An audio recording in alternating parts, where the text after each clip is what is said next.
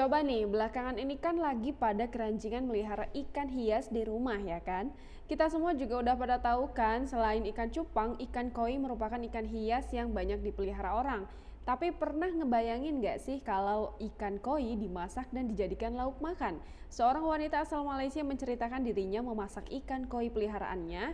Dia memutuskan untuk memasak ikan koi tersebut karena ikan koinya itu udah pada mati. Tapi gimana rasanya ya? Seorang wanita asal Malaysia menceritakan soal dirinya yang memasak ikan koi peliharaannya. Wanita bernama Amanda Omichua tersebut mengatakan membuat keputusan untuk memasaknya lantaran puluhan ikan koinya tersebut sudah mati. Dikutip dari World of Bass, seperti diketahui, ikan koi selama ini dikenal sebagai ikan hias, dipelihara di kolam dan akuarium rumah tangga. Tentu saja, kabar yang dibagikan Amanda Omichua membuat kaget masyarakat. Amanda menceritakan puluhan ikan koi warna-warninya mati lemas. Itu terjadi setelah asisten rumah tangganya lupa mematikan air di kolam mereka. Lantas, hal tersebut membuat puluhan ikan koi mati lemas, lantaran kadar oksigen di dalam air rendah.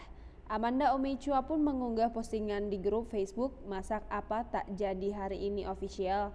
Dalam postingannya tersebut dirinya membagikan ikan koi yang dia masak menjadi sup. Facebook tersebut juga menjadi tempat kreasi masakan para warganet. Dia menulis, resep turun-menurun dari hidangan kerajaan, rasanya seperti ikan patin. Amanda juga menambahkan di kolom komentar bahwa ia merasa sangat boros jika membuang bangkai ikan koi tersebut. Tentu saja postingan Amanda ini mendapat respon banyak orang. Banyak yang mengungkapkan ketidakpercayaan dan keengganan mereka untuk makan ikan koi yang mereka anggap hewan peliharaan. Yang lain berbagi bahwa mereka pernah makan ikan koi sebelumnya.